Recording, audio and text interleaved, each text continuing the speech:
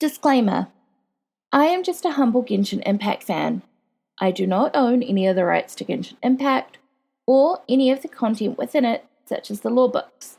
Those specifically belong to Hoyoverse. What I do have, however, are friends with things like learning disabilities, such as dyslexia and ADHD, or very little free time, making reading the lore books either in-game or on wiki pages hard for them. Our solution to these problems has been for me to make these recordings so that they can listen to them and still get to enjoy Genshin lore like the rest of us. I have chosen to upload these recordings to YouTube as a way of sharing them with other fans within the community who might be in similar situations. I am admittedly no voice actress, trained narrator, or video editor, but I have tried my best, so please be gentle with me. Therefore, without further ado, let's get into today's story. The Fox in the Dandelion Sea. An 11-volume book collection of a Mondstadt fairy tale about a hunter and a fox. Volume 1. Obtained by initiating and following a certain dialogue path with Flora. Dandelion, dandelion, ride the wind to a faraway land, the fox chants. An unforgettable Mondstadt fairy tale about a hunter and a fox. The Fox in the Dandelion Sea, an 11-part story, begins here. Dandelion, dandelion, ride the wind to a faraway land, the little fox chanted. He blew the dandelion flower and sent the seeds flying. He then spoke in a more serious tone. May my teacher's wishes ride the wind and reach the Animo Archon. A wind blew past us and swept away the dandelion seeds. Did they fly to a better place, carrying my hopes and dreams with them? When did this happen? Some time ago, behind the village, there grew a forest of countless lush trees. At the center of this forest was a small lake. The lake was like the stained glass windows of Mondstadt Cathedral, crystal clear and shimmering in the sunlight. The sun shone through the treetops and glistened on the water's surface like fragments of gemstone. It was really something. The weather was cool that day. I was hunting in the forest when I arrived at the lake's edge. The shimmering water somehow reminded me of a girl I loved a long time ago. I couldn't remember much about her, but felt that her eyes must have looked like the lake, glittering as if harboring fragments of gemstone within. I became lost in thought as I stared at the glittering water. Walking transfixed along the lakeside, I had forgotten entirely that I was out for a hunt. I came to when I heard the sound of something freezing up. It was a mist flower growing by the lake, having just frozen the water around it. Next to it was a white fox, its tail frozen in the ice. Poor critter. It must have had its tail frozen in the water by the mist flower while it was drinking. Mist flowers are dangerous plants and can cause frostbite if handled without care. Extreme caution must be taken when handling them. As it saw me approach, the fox struggled in fear, but its still frozen tail kept it rooted to the spot. The fox whimpered in pain. Oh no, this won't do, I thought to myself. Poor critter, it's going to die anyway if I don't save it. May as well end its pain by bringing it home as my game for the day. I imagined what a delicious fox stew I could cook with the carrots I grew. Just thinking about it gave me energy and brought a smile to my face. So I took out my hunting bow and slowly walked towards it. Be good and stay put. Volume 2. Found inside the Mondstadt Library. Be good and stay put. Trapped by a mist flower, what does fate have in store by the fox who met a hunter? The story of the hunter and the fox continues in part 2. Be good and stay put. That's what my father's father had taught me. When I went fox hunting, I always chanted his words silently, so that my hands wouldn't shake when pulling the bowstring. But just as I was about to release the arrow, the fox lifted its head and looked me straight in the eye. It had eyes like the lake, glistening as if harboring fragments of gemstone within. My head began to spin as if a strong wind were blowing inside it. My arrow missed its target and instead smashed the ice, releasing the fox's tail. The fox raised its tail and looked at me once more before running off into the forest. I came to my senses and began the chase. But who in this world can run faster than a fox? Gradually, the fox began to shrink into the distance, eventually turning into a white spot. "Hey, don't go!" I shouted, barely catching my breath. After hearing my words, the spot seemed to slow. Is it waiting for me? I pondered. If running for its life, a fox is able to shake off anyone in no time. Foxes are strange animals. Even when running on a flat plain like at Windrise, where one can see clearly for miles ahead, they sometimes still seem to disappear from view. It's almost as if they run into another world. This led me to my conclusion. The fox must be waiting for me. Convinced of this fact, I chased the glittering white spot for hours on end. Suddenly, a chilling wind began to blow. I stood there, shivering, and what I saw next astounded me. How can this be? Suddenly, instead of one, there were now 2 white spots. More appeared. 3, 4, 5, they seemed to grow in number as the winds blew. Eventually, I lost track. Suddenly, with a stinging sensation, one of them flew directly into my eye. Upon inspection, I discovered the spots were in fact nothing more than dandelion seeds floating in the wind. The fox had disappeared. I laughed at my own foolishness and went home. For supper, I had carrot fox stew, though without the fox, or any other meat for that matter. The gods know how much I hate boiled carrots without meat. I felt starving, and in time fell asleep. I awoke in the middle of the night to something stirring outside my door.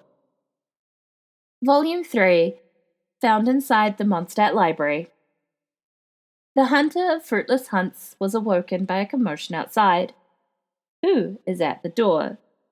The story of the hunter and the fox continues. The Fox in the Dandelion Sea, Part 3. Having failed to catch the fox, I went to sleep with only tasteless boiled carrots in my stomach.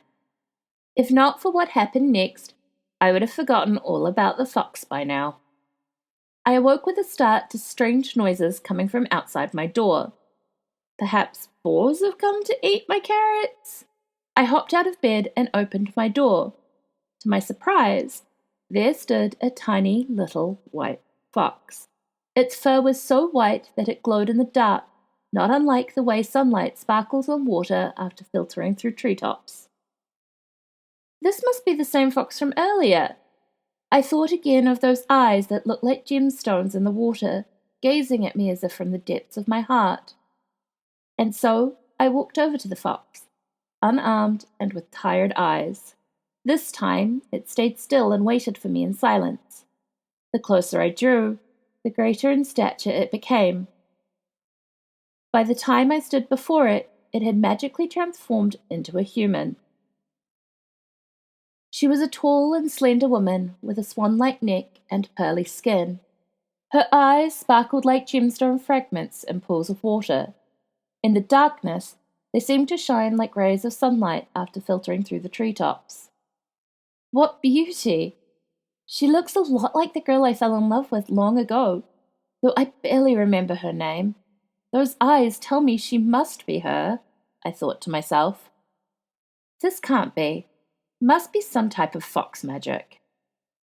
Stranger still, the idea of fox magic had only occurred to me in that instant. You'd believe anything after you'd seen those eyes. For all the magic and transformation I had witnessed, nothing amazed me quite as much as the gemstone lakes of her eyes. For a while we stood silently in the dead of night. And at last she spoke, though not in our common tongue. I could somehow understand her. Some other magic, perhaps. I would have died by that lake if you had not come in my hour of need. She paused and continued, although to die by that gemstone lake is no bad thing. We foxes are grateful beings, so you must let me return the favor. She bowed to me, her long, silky black hair flowing down her shoulders like streams. Volume 4, found inside the Dawn Winery. After a few days apart, The long-awaited reunion takes place on a midsummer's night amidst a veritable blizzard of dandelion seeds. At the direction of the fox, an ocean of dandelions opens up before the hunter's very eyes. For the next few days after that night, the fox never came again. But in those few days, prey in the forest became gradually more abundant. Everything from small finches, long-legged cranes, and even scurrying boars. Maybe it was the change in season, or some sort of repayment from the fox. Whatever the case, the following days brought real stew to the table. But the fox never came again. As strange as it may seem, it had honestly been easier to sleep hungry. Even with a full, satisfied stomach, I couldn't help but think about the day we met and the woman that the fox had turned into. When would I gaze upon her eyes again, glittering like water in a lake? Lying half asleep with a heart full of turmoil, I heard a faint sound outside my door. I hopped from the bed and swung the door open, eager to see a small white silhouette awaiting me. But there were no lake blue eyes, and there was no fluffy white foxtail. Instead, all I could see were dandelion seeds drifting in the white moonlight, floating like snowflakes in the air. Suddenly, something got caught in my nostrils. Achoo! Immediately, the fluffy white dandelion seeds began to swell, filling the sky like a snowstorm. Amidst the flurry of dandelion seeds, a pair of jewel-like eyes were looking at me, staring straight into my heart. Waving away the swirling dandelion seeds, I started walking towards the small fox. The fox raised its ears, and its furry tail flitted across the grass as it turned and disappeared into the depths of the forest. I hurried and followed closely behind.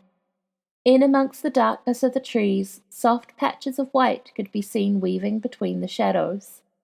Their silhouettes tiptoed like moonlight cast among the tree leaves, or like the hesitant strides of a crafty sealy. With unfaltering trust, I followed the fox round and about, soon emerging from the dark forest in a seemingly far-away land. There, in the moonlight, a sea of dandelions lay before me, stretching as far as my eyes could see. Stunned by the sight, I began to notice a rustling noise coming from just behind me.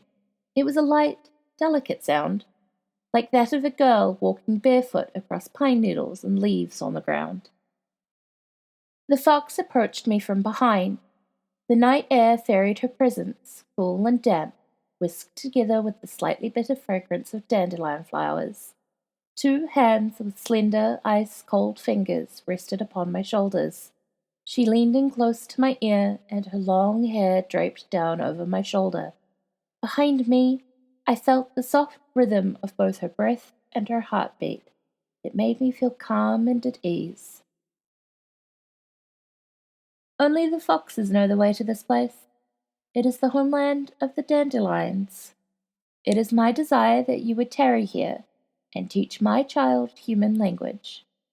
In return, I will teach you the magic of foxes. There was a tickle in my ear, as if one of the dandelion seeds had grazed it on its journey into the warm night air. Strange. I had certainly never mentioned anything about magic to her before. How could she have known? Without answering, she took my hand and led me into the depths of the sea of dandelions. The night breezes from both north and south carried the bitter fragrance of dandelion flowers and faded memories. In those fields of velvet white, she showed me how foxes play gently together in their own fashion, until the moon rose high into the starry sky. Volume 5, found inside the Mondstadt Library. Upon accepting the fox's conditions, he came to the place where all the prey who disappeared had eventually gone to, an endless field of dandelions. The story of the hunter and the fox in the Sea of Dandelions. The Fox in the Dandelion Sea, Part 5. In the boundless sea of dandelions that existed in the middle of nowhere, I watched as the seeds took off at the softest touch of the breeze. Suddenly, I knew the answer to that question that had been lingering on my mind for years. So all the foxes that disappear during the hunt, this is where they hide away, I thought to myself. What a beautiful place. But when I began teaching the little fox to speak our common tongue, my heart always felt empty, like a wind was blowing inside me. When we talked, I would look into her gemstone-like eyes. In those moments, I felt like I was speaking not to the fox, but to a girl I used to love many years ago. And so, when she was around me, it was as if I were in the presence of the child of someone I had once loved. We had an enjoyable time together, but the experience was somehow tinged with sadness. But the thought of her promise, if I succeeded in teaching her child to speak in the common tongue, I shall impart the magic of transformation to you when the time comes. Remembering the way she made that solemn promise to me, I knew she was serious, and that gave me determination. Could I transform into a flying bird once I'd mastered the magic? How high would I be able to fly? Maybe I could transform into a fish and finally have the chance to go to Musk Reef. I could even use magic to hunt. I couldn't contain my excitement. No more meatless carrot stews for me. I lost track of how long I stayed in the Dandelion Sea, where everything sways gently with the wind. One reason was that the little one was such a fast learner. I taught him not only our language, but everything I knew in one package, including how to count, how to grow carrots, how to change window panes, and how to sharpen knives. Why must you learn human speech? He answered swiftly, so that when I transform into a human, I can befriend them. I continued, why would you want to befriend the humans? He dropped his gaze. Volume 6, found inside the Mondstadt library. Why do you want to learn the language of humans? So I can befriend humans when I become one, the childlike voice says in the Sea of Dandelions. The Fox in the Dandelion Sea, Part 6. Why must you learn human speech? On one occasion, I asked the little fox this question. He answered cheerfully in the common tongue, so that when I transform into a human, I can befriend them. Why would you want to befriend the humans? This seemed to make him sad, and he dropped his gaze. I saw a boy in the distant forest. He was dressed in grey. He looked and had eyes like a wolf, he added. I had just mastered my magic and was running around excitedly on my hind legs. Running on grass was fun. But sadly, due to the difference in height, a fox can't see or smell the same things that a human can. I'm sure you can guess what happened next, teacher. Suddenly, I realized a horrible truth. I was lost. There was a pain in his voice as he relayed the events of that day. In the end, he wandered into some faraway wood and encountered vicious monsters. Just when he thought he was done for, the grey lupine boy suddenly leapt out of the forest and chased away the monsters. Without a word, he then turned around and vanished into the woods. If I could transform into a human and speak their language, I could track him down and make friends with him, he said gleefully. I couldn't help but ask when I heard his reply, Am I not your friend? The little one answered sincerely in the common tongue. Mommy told me that it's different because you're my teacher, but I'd only hurt you if I tell you that. He tilted his head in befuddlement. His fluffy tail patted the surrounding dandelions as he pondered over this difficult issue. I know, he burst out. If I know something that you don't, that would make me your teacher. If we are both teachers, that would make us equals. Then we can be friends. Still unfamiliar with the common tongue, he did his best to get the sentence out quickly. Teacher, please allow me to teach you some magic that only I know. Volume 7, found inside the Mondstadt library. Dandelion, dandelion, ride the wind to a faraway land, the fox chants. Can the hunter also learn magic to make his wish come true? The Fox in the Dandelion Sea, Part 7. Teacher, please allow me to teach you some magic that only I know. Still unfamiliar with the common tongue, he did his best to get the sentence out quickly, eager to befriend me. He picked a little dandelion. Dandelion, dandelion, ride the wind to a faraway land, the little fox chanted. He blew the dandelion flower and sent the seeds flying. He then spoke in a more serious tone. May my teacher's wishes ride the wind and reach the Anemo Archon. A wind blew past us and swept away the dandelion seeds. See, the Anemo Archon has just answered my wish, he exclaimed merrily. What wish did you make? To become friends with my teacher. He lowered his head abruptly. It must have been tiring to teach him to speak your language. Our mouths are structured differently from a human's, so I must thank you for your effort. We had not noticed the mother fox approaching. Her eyes were like bottomless lakes, and the little fox quietly hid himself among the dandelions to escape her gaze. When he has mastered the human language, I thought to myself. When he has mastered human language, she said softly. Volume 8. On a barrel on the balcony above the entrance to the Dawn Winery. When he has mastered human language. The fox's voice is gently carried away by the midnight breeze, drifting further and further away together with the dandelion seeds. After all, the fox is a different kind of creature from the human, and the two do not share all the same sense of mirth and misery. When he has mastered human language. Thus she softly said. I looked at her face mesmerized. I couldn't hear what she said after that. The mischievous night breeze was laden with dandelion seeds, which muffled her words. Or perhaps that was her native language, the language of dandelions. She began to laugh as she perceived my clumsy, gauche appearance. She had the most beautiful laugh. The curved pupils in her eyes glistened like two crescent moons shining on ripples in the lake. Now tell me then, why is it you wish to learn fox magic?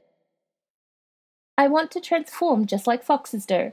That way I could turn into a bird and fly to the highest of heights and behold the places that were once too far for my eyes to see. That was my reply. Ah, yes. No longer will I need to lie in wait among the bushes while hunting.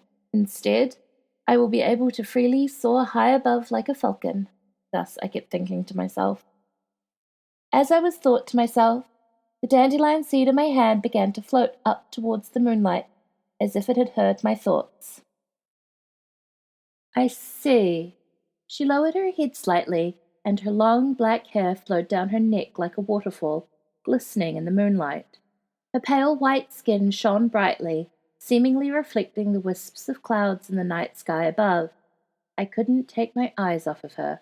After a moment, I quickly turned my gaze away as I started blushing again. Foxes are free animals. They would never cover their beauty because of shame like humans do. Although this clearly wasn't the first time I beheld her. Every time the moonlight shone upon her long hair, I couldn't help but blush and look away. She turned her face in thought for a moment and let out a gentle sigh. She seemed rather displeased. We sat amidst the Dandelion Sea, not saying a word. A long time passed, long enough that I started thinking that she might be angry with me. We foxes are grateful beings. I will teach you the magic of transformation and so fulfill your wish, the fox said, turning her face towards me. Her lake blue eyes shone in the moonlight, and it made me feel at peace. Thank goodness she wasn't mad at me. For some reason I could not clearly name, I quietly heaved a sigh of relief. Volume 9. On a Table to the Right of Good Hunter. When I have taught all there is to teach, will it be possible to see the sea of dandelions again? In the Dandelion Sea, the hunter starts to contemplate leaving. Foxes are clever animals, clever and cunning. The little fox learned very quickly and could sometimes even ask questions that would stump me. The human speech is complicated and intricate, nothing like the innocence of animal speech. Sometimes language is like a yarn ball caught in the paws of a cat. It catches here and there again it catches a student's tongue, sometimes even tripping a teacher up. But foxes are clever animals, and very quickly they learn the many intricacies of human speech that were handed down over the generations, becoming able to describe the way dandelions float away, or how the moonlight shines over the lake in a rudimentary manner. Every time the little fox discovered a new word, every time he tried using unfamiliar words to explore a familiar world, to bestow meanings upon the wind, dandelions, and the earth, she would be beside him, smiling, watching us. The little fox learned very quickly, but I did not take much joy from that. When I had run out of things to teach, would she still keep me here in this Dandelion Sea? When the time came, would I still be able to behold those beautiful eyes under the moonlight? Would she still lead me into the depths of the Dandelion Sea, smiling slyly as we frolicked and breathed in the bitter fragrance that came from both the north and south winds? As I thought such things, I became lost in sullen memory. Yes, that's right. On that night that I could no longer remember clearly, when I was about to part with the girl I loved, this same moon had hung in the sky as well. Thank you for everything up till now. Before I knew it, the fox had walked in front of me. She bowed, her hair spilled over her shoulders, flowing like water in the glimmering moonlight. Once he has learned human speech, he should be able to make more new friends. I am truly thankful to you for all you have done. He also cheered up significantly since beginning to learn the human language. She gazed at me, her deep, unfathomable eyes shining like jewels. Still, once you have finished teaching us the human language, where will you go then? Enraptured by those shining eyes, I forgot to reply. Was this fox magic too? Seeing my wooden expression, the fox laughed and sighed.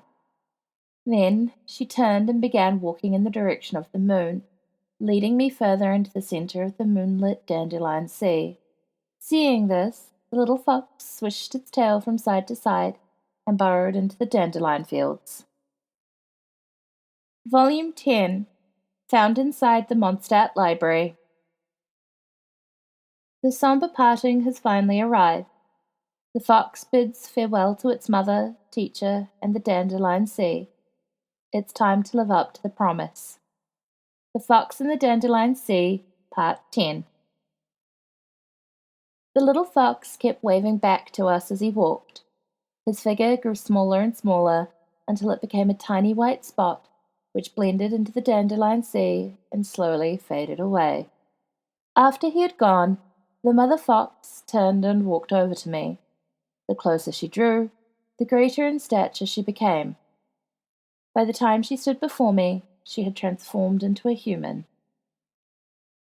She was a tall and slender woman, with a swan-like neck and pearly skin. Her eyes sparkled like gemstone fragments in pools of water. In the darkness, they seemed to shine like rays of sunlight on water after filtering through the treetops. What beauty! She looks a lot like the girl I fell in love with long ago, though I barely remember her name. Those eyes tell me she must be her, I thought to myself. For all the magic and transformation I had witnessed, still nothing amazed me quite as much as the gemstone lakes of her eyes. For a while, we stood silently in the boundless Dandelion Sea. At last, I could no longer contain myself and opened my mouth. Is this the magic you wanted to teach me? The magic of transformation? It is.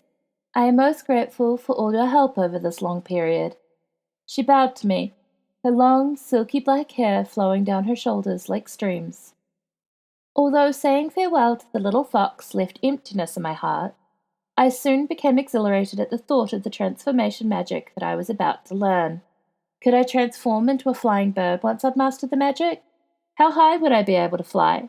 Maybe I could transform into a fish and finally have the chance to go to Musk Reef. I could even use magic to hunt. I couldn't contain my excitement. No more meatless carrot stews for me. Then I shall ask you to stand still. She walked circles around me, her stature growing with every pass. No, not just her. The dandelions were also growing in size. They'd only been at my ankles when she started, but now stretched to over my waist, growing as if turning into towering trees. It was only when I started to feel strange that I realized that the fox had become a giant. Volume 11, found inside the Mondstadt Library. Dandelion, dandelion, ride the wind to a faraway land, the fox chants. An unforgettable Mondstadt fairy tale about a hunter and a fox. The Fox in the Dandelion Sea, the final installment. I started to feel strange. Then I noticed I had turned into a dandelion. Even if I wanted to protest, the dandelion had no mouth nor tongue for me to make a sound. All I could do was watch helplessly as the giant gently picked the dandelion plant from the ground and held it gently between her thumb and index finger. Dandelion, dandelion, ride the wind to a faraway land, the fox chanted. And then, with a puff, the dandelion seeds began to dance in the air. The swirling made my head dizzy. Those eyes that glistened like gemstones in the lake had left me, along with my consciousness and the promise she had made. "O Animo Archon, I beg you to turn us into humans, for only then can we be safe from their hunting bows and knives." When I awoke, I found myself in the woods behind my village. The woods were full of lush trees, and at the center of the woods was a small lake. The lake was like the stained glass windows of the Mondstadt Cathedral, crystal clear and shimmering in the sunlight. The sun shone through the treetops and glistened on the water's surface like fragments of gemstone. It was really something. The weather was cool that day. I was hunting in the forest when I arrived at the lake's edge. The shimmering water somehow reminded me of a girl I loved a long time ago. I couldn't remember much about her, but felt that her eyes must have looked like the lake, glittering as if harboring fragments of gemstone within. I must have lost myself in thought that day, drifting off into sleep as I watched the sparkling lake. Other information. The book's cover says Foxtail in the language of Teyvat. Completing this book collection awards the achievement Land of Dandelions as part of the category Mortal Travails Series 2. Other names: